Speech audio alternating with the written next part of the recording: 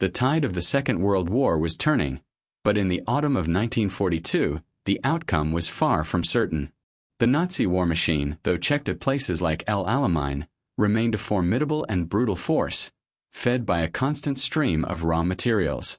Deep in occupied France, the port of Bordeaux served as a critical and seemingly untouchable artery for this supply chain. Merchant ships from the Far East, laden with rubber, tin, and tungsten, would offload their cargoes here, their contents flowing directly into German factories to build tanks, aircraft, and munitions. For the Allies, it was a maddening vulnerability. Situated miles up the treacherous, heavily defended Gironde estuary, it was a target too far for Bomber Command and too risky for the Royal Navy's surface fleet. The problem demanded a solution of sheer audacity, one that defied conventional military logic. That solution was not born in a grand war room, but in the mind of a singularly determined Royal Marines officer, Major Herbert Blondie Hassler. He proposed a plan so seemingly improbable that many dismissed it as suicide. The key would not be overwhelming force, but stealth, endurance, and sheer nerve. The assault would be carried out not by a fleet of ships or a squadron of bombers, but by a handful of men in flimsy, collapsible canvas canoes. These were the Cockleshells, silent shadows on the water, designed to slip past the very sentries and patrol boats that made the estuary a fortress. The mission, codenamed Operation Frankton, would ask 10 volunteers to paddle nearly 100 miles into the heart of enemy territory, under the cover of darkness and in the dead of winter, to blow up the enemy ships right under their noses. It was a one-way ticket for what many believed would be a futile gesture, but for these few, it was a chance to strike a blow where it would hurt the most. The strategic dilemma presented by the port of Bordeaux was a source of immense frustration for British war planners. Nestled over 60 miles up the winding Gironde estuary in Nazi-occupied France, it represented a critical chink in the Allied blockade. While other major French ports like Brest and Saint-Nazaire were under constant threat from the Royal Navy and Coastal Command, Bordeaux's inland location placed it beyond the effective range of Allied bombers and the reach of all but the most daring surface raiders. This geographical fortune made it an indispensable lifeline for the German war economy. Here, merchant vessels, often flying neutral flags, would arrive from the Far East, their holds packed with absolutely vital raw materials. They carried rubber from French Indochina, essential for vehicle tires and tank tracks, tin from the Dutch East Indies, a crucial component for bearings and alloys, and tungsten, the rare hard metal necessary for armor-piercing shells and cutting tools. Every crate unloaded onto the Bordeaux docks was a direct transfusion of strength into the German military, enabling it to continue its fight on multiple fronts. Shutting down this port, or at least severely disrupting its operations, became a top priority, but it demanded a solution that was as unconventional as the problem was difficult. That unconventional solution was being meticulously devised by a man whose vision and toughness were perfectly suited to the task. Major Herbert Blondie Hassler of the Royal Marines. Hassler was not a typical staff officer. He was a practical inventor, a relentless perfectionist, and a born leader who believed in the potential of small, highly trained units to achieve strategic effects. He was a visionary in the realm of what would later be known as special operations, understanding that surprise and audacity could often succeed where brute force could not. Frustrated by the lack of options for attacking enemy shipping in defended harbors, Hassler began developing his own method. He turned his attention to the humble canoe, or more accurately, a military-grade version of a folding kayak. His idea was to use these small, silent, and incredibly fragile craft as a delivery vehicle for commandos. He envisioned a team paddling under the cover of darkness, slipping past patrols and sentries who would be watching for ships and aircraft, not a few inches of canvas floating low in the water. This was the genesis of what would become the Cockle Mark II, the craft that would define the mission. The Cockle Mark II kayak was a marvel of minimalist military engineering, designed specifically for the unique demands of clandestine amphibious raids.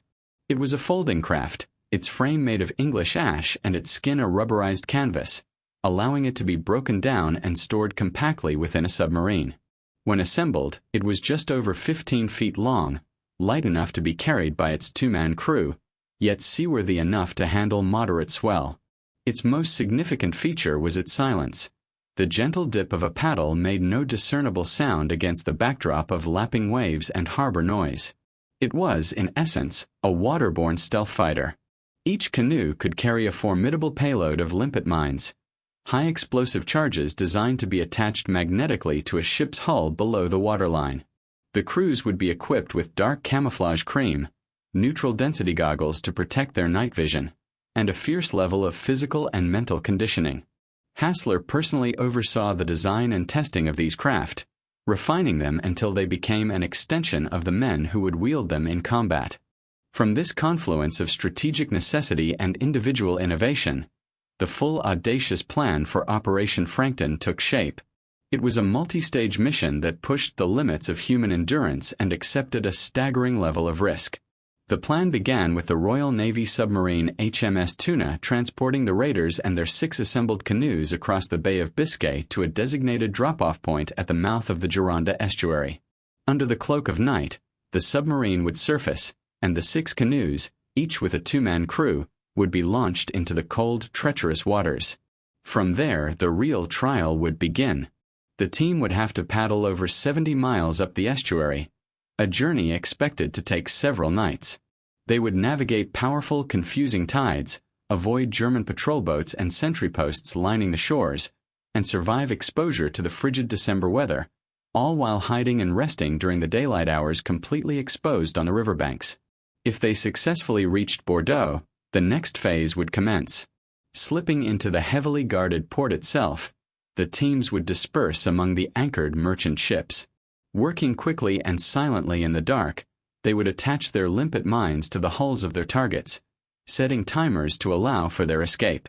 The goal was to inflict maximum damage, sinking or crippling as many vessels as possible to block the port and destroy its precious cargo. The final and perhaps most daunting phase of the plan was the escape. With their canoes abandoned, the men would then have to disappear into the French countryside. Their objective was to travel overland, relying on their wits and the assistance of the fledgling French resistance, for nearly 100 miles to the Spanish border and neutral territory. This part of the plan was acknowledged by all involved as a near impossible prospect, a grim acknowledgement that for the Cockleshell Heroes, the mission itself was paramount, and survival was a secondary, if remote, hope. The success of a plan as audacious as Operation Frankton would hinge entirely on the quality of the men tasked to execute it. The call went out for volunteers from within the Royal Marines for a hazardous mission, a deliberately vague phrase that nonetheless attracted a specific type of individual. Those brimming with courage, fortitude, and a thirst for a real challenge beyond the routine of regular service. The selected men formed the Royal Marines Boom Patrol Detachment, a name chosen to conceal their true, aggressive purpose behind the innocuous-sounding task of guarding harbor booms and anti-submarine nets. The final team assembled for the raid was a mix of officers and Marines, ultimately comprising 13 men, with Major Blondie Hassler as the commanding officer and the operational mastermind. While 12 would embark on HMS Tuna, 1 Marine would be left behind as a reserve, leaving the core group of 10 who would actually launch the canoes into the treacherous waters of the Gironda. These were the Cockleshell Heroes. Among them were men whose names would become synonymous with the raid's blend of tragedy and triumph. At Hassler's side in Catfish was Marine William Bill Sparks, a young, tough, and resilient Marine who would prove to be an indispensable partner. In the other canoes were men like Corporal Albert Frank Laver, a skilled and dependable navigator, and Corporal George Sherd, known for his physical strength. There was Marine David Moffat, who had already survived the sinking of his previous ship, and Lieutenant John McKinnon, who would command the canoe Crayfish. They were not supermen. They were a cross-section of the services. Former miners, clerks, and laborers, united by an extraordinary sense of duty and a shared capacity to endure the unendurable. They had answered the call without knowing the destination or the precise nature of their target, trusting implicitly in their leader and in each other. A group photograph of them, taken before their departure, shows faces that are determined yet ordinary, unaware that they were poised on the brink of one of the war's most legendary missions. To transform these volunteers into the razor-sharp instrument required for Frankton, Hassler designed and implemented a training regimen of almost unimaginable intensity. This was not standard military exercise. It was a relentless, brutal process of elimination designed to push men to their absolute physical and mental limits, forging them into a unit capable of operating where no one else could. The training base at Southsea, near Portsmouth, became a crucible where the men were tested day and night, in all conditions. The core of their preparation was, of course, the handling of the fragile Cockle Mark II kayaks. They spent countless hours on the water, learning to ride a capsized craft in freezing conditions, to paddle for hours on end in complete silence, and to navigate using only a compass, the stars, and dead reckoning in the pitch black. The physical demands were relentless. The men underwent grueling fitness routines, long-distance runs with full kit, and practice landings on hostile shores. They trained in all weathers, paddling through rain, wind, and sleet, their hands becoming raw and blistered, their bodies constantly battling fatigue and hypothermia. Night navigation exercises were particularly vital and particularly punishing. The crews would set out after dark, paddling for miles along the British coast, avoiding patrols and simulating the approach to a defended harbor, all while maintaining strict noise discipline and formation. They practiced attaching dummy limpet mines to the hulls of friendly ships in British ports, honing the technique to a matter of seconds. The training was deliberately dangerous. It was not uncommon for canoes to be swamped or damaged, and the men were taught self-reliance above all else. Hassler was a constant, demanding presence, leading from the front and setting the standard. He knew that the slightest error in the field, a cough, a dropped paddle, a poorly navigated course, would mean not just mission failure, but almost certain capture and death. This unforgiving preparation whittled down the original volunteers until only the toughest, most skilled, and most mentally resilient remained. They were not just soldiers who could paddle. They were a new breed of warrior, forged in cold water and darkness, ready to become phantoms on the enemy's doorstep. The reality of Operation Frankton's immense peril became starkly apparent from the very moment the submarine HMS Tuna surfaced in the choppy, ink-black waters of the Bay of Biscay on the night of December 7, 1942. The launch itself was a complex and dangerous maneuver, requiring the canoes to be assembled on deck and then manhandled into the turbulent sea. As the crew of Cachalot, Marine Ellery, and Marine Fisher began to maneuver their craft away from the submarine's cold, steel hull, a sudden, violent wave smashed it against the Tuna's side. The collision inflicted critical damage, tearing a large gash in the fragile canvas skin. The canoe was instantly unseaworthy, its mission over before it had even begun. With a heavy heart, Hassler had no choice but to order the two men back onto the submarine. The operation was now diminished by a fifth of its striking force before a single paddle stroke had been taken towards the target. 10 men in 5 canoes now faced the vast hostile expanse of the Gironda estuary alone. The estuary itself proved to be an adversary as formidable as the German garrison. The Gironda was not a placid river but a massive tidal funnel, with powerful, unpredictable currents that could effortlessly sweep the lightweight canoes off course or out to sea. The December water was lethally cold, a constant threat of hypothermia that sapped the men's strength and numbed their fingers. And everywhere there was the enemy. Patrol boats crisscrossed the waterways, their searchlights probing the darkness, while sentries kept watch from the shore. The first night of paddling was a brutal introduction to this hellish environment. The canoe Cullfish, carrying Marines Sherd and Moffat, was caught in a whirlpool of conflicting currents and swept miles off course. Unable to regain their position or find the other canoes by dawn, they were forced to paddle for the shore, where they were soon discovered and captured by German forces. Their fate, though unknown to the remaining raiders at the time, was sealed by Hitler's infamous Commando Order, which dictated that captured enemy commandos were to be executed without trial. The second night brought further catastrophe, whittling down the already beleaguered force with chilling efficiency. The canoe Cuttlefish, with Corporal Laver and Marine Mills, simply vanished. It is believed they too were defeated by the relentless currents, possibly capsizing in the darkness, their bodies claimed by the icy waters. Then, disaster struck the canoe Conger. As they battled the swell, a rogue wave swamped the fragile craft, flooding it and rendering it completely unmanageable. The crew, Corporal Wallace and Marine Ewart, were cast into the freezing water.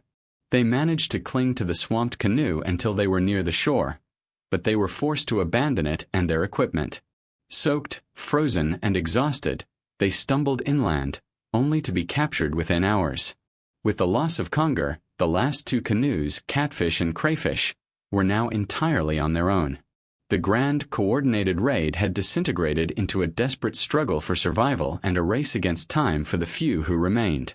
Now, only 4 men were left to carry the entire weight of the mission: Major Hassler and Marine Sparks in Catfish, and Lieutenant McKinnon and Marine Conway in Crayfish. Their progress became a grim, nocturnal ritual of supreme endurance. By day, they would haul their canoes ashore, camouflaging them with mud and reeds before collapsing into exhausted, freezing slumber in ditches or woodlands, constantly fearing discovery by German patrols or curious civilians. By night, they paddled, their muscles screaming, their minds focused solely on navigating the ever-present dangers. They moved like phantoms, timing their movements to avoid the searchlights of patrol boats, their paddles making no sound as they dipped into the black water. They passed within earshot of enemy positions, their hearts pounding, knowing that a single cough or the glint of moonlight on a wet sleeve could mean instant discovery and the failure of the entire costly enterprise. Miraculously, after 5 nights of this nerve-shredding journey, the 2 remaining canoes reached their objective. On the night of December 11th, the silhouettes of merchant ships materialized against the dimly lit backdrop of the Bordeaux docks. Slipping silently into the harbor, Catfish and Crayfish separated to maximize their impact. Using the cover of the ship's own shadows, the men went to work. With practiced efficiency, they maneuvered their canoes alongside the large hulls. Submerging themselves in the frigid water, they attached their limpet mines to the magnetic plates on the ship's hulls below the waterline. The process was tense and deliberate. Each mine was fitted with a time delay fuse, set to detonate hours later to allow the raiders to make their escape. Hassler and Sparks successfully mined several vessels, while McKinnon and Conway placed their charges on others. Their work done, they merged back into the darkness of the harbor, leaving no trace of their presence except for the deadly, silent clocks now ticking away beneath the waterline. The following afternoon, the silence of Bordeaux was shattered by a series of thunderous explosions. The limpet mines detonated in a chain of violent concussions, blasting holes in the hulls of the targeted ships. Chaos erupted throughout the port as sirens wailed and German forces scrambled. While the precise accounting has been debated, the raid succeeded in severely damaging at least 5 merchant vessels, including the Alabama, Dresden, Tannenfels, and Portland, and destroying dockyard facilities. The physical damage was significant, but the psychological and strategic blow was far greater. The audacious attack, carried out by what the Germans could only assume was a substantial sabotage team operating with inside help, sent a shockwave through the Nazi high command. It demonstrated a glaring vulnerability in their home defenses. In the wake of the raid, the Germans were forced to divert thousands of troops and significant resources to bolster security at ports all along the occupied coastline, a massive and costly overreaction that tied down men and material for the remainder of the war. The Cockleshell Heroes, though few in number, had struck a blow that resonated far beyond the shattered hulls in Bordeaux. With the explosions in Bordeaux echoing at their backs, the 2 remaining crews now faced the most uncertain and perilous phase of their mission: the overland escape. The plan was to travel roughly 100 miles to the town of Ruffic, a known contact point for the French resistance, who would then guide them across the Pyrenees into neutral Spain. It was a desperate gamble, a journey through a countryside swarming with German troops now on high alert. Hassler and Sparks in Catfish, along with McKinnon and Conway in Crayfish, scuttled their canoes, burying the evidence of their arrival, and began their trek inland as dawn broke. They were dressed in crude civilian clothing beneath their uniforms, cold, exhausted, and operating in a foreign land with only basic phrases to aid them. The 2 teams agreed to travel separately to increase their chances, a decision that would prove fateful. Lieutenant McKinnon and Marine Conway were captured just days later at a German checkpoint, their true identities discovered. As with the others who had been taken alive, They were interrogated and then, in accordance with the Führer's commando order, taken to a secluded area and executed by firing squad. Their capture meant that the entire success of the mission, and the story of what had happened at Bordeaux, now rested on the shoulders of just two men, Major Hassler and Marine Sparks. The survival of Hassler and Sparks stands as a testament not only to their own incredible fortitude and fieldcraft, but also to the immense bravery of the ordinary French citizens who risked everything to help them. Their journey was a harrowing ordeal of moving only by night, sleeping in woods and barns by day, and constantly battling hunger and exposure. The crucial turning point came when they made contact with the French resistance. This was not a highly organized network at this stage of the war, but a fledgling chain of courageous individuals. The first contact was often terrifying for both parties, as the British commandos had no way of knowing if they were being led into a trap. However, they found not betrayal, but unwavering solidarity. French men and women, at tremendous personal risk, provided them with civilian clothes, food, and most critically, safe houses and guides. They were passed from one contact to the next in a clandestine relay, their presence a death sentence for anyone caught aiding them. This network effectively shielded them from the massive German manhunt that was underway, allowing them to navigate the final, most dangerous leg of their journey towards the Spanish border. After a grueling 3-month odyssey through occupied France, Hassler and Sparks successfully crossed the Pyrenees, finally reaching the British consulate in Spain in April 1943. They were the only two raiders to return home. The return of Hassler and Sparks allowed for the full tragic accounting of Operation Frankton's cost. The price paid by the Cockleshell Heroes was devastatingly high, a stark reminder of the brutal calculus of war. Of the 10 men who had launched their canoes from HMS Tuna into the freezing waters of the Gironde, only 2 had survived. The other 8 had made the ultimate sacrifice. Marine David Moffat and Corporal George Sherd, the crew of Coalfish, who were captured on the first day, were taken to Paris, interrogated, and later executed by the Gestapo. Corporal Albert Laver and Marine William Mills, in Cuttlefish, are believed to have drowned in the estuary's fierce currents. Their bodies never recovered.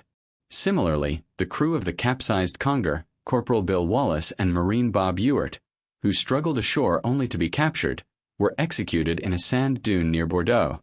Finally, the last captured team, Lieutenant John McKinnon and Marine James Conway of Crayfish, who had come so close to escaping, met the same fate, shot in a forest clearing. The human toll was absolute. 2 men drowned, 6 men executed, and only 2 survivors. It was a casualty rate of 80%, a figure that underscores not just the mission's audacity, but its sheer, unadulterated lethality. The legacy of Operation Frankton is therefore a complex and somber one, woven from threads of spectacular audacity, unimaginable hardship, and profound sacrifice. In the immediate aftermath, the British government, aware of the horrific fate of the captured men, delayed the public announcement of the raid for over a year to protect the French families who had aided Hassler and Sparks. When the story was finally revealed, it captured the public's imagination, becoming a powerful propaganda tool and a symbol of British grit and determination. The strategic material damage in Bordeaux was significant, disrupting enemy shipping and forcing a costly reallocation of German military resources to coastal defense. However, Winston Churchill's famous assertion that the raid shortened the war by 6 months speaks less to its tangible impact and more to its immense psychological value.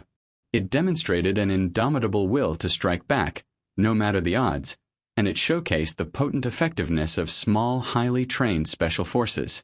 The Cockleshell Heroes proved that courage and ingenuity could inflict a wound on the enemy far out of proportion to their numbers. Their story endures not merely as a tale of military success, but as a poignant and permanent memorial to the cost of freedom, paid in full by 10 extraordinary men.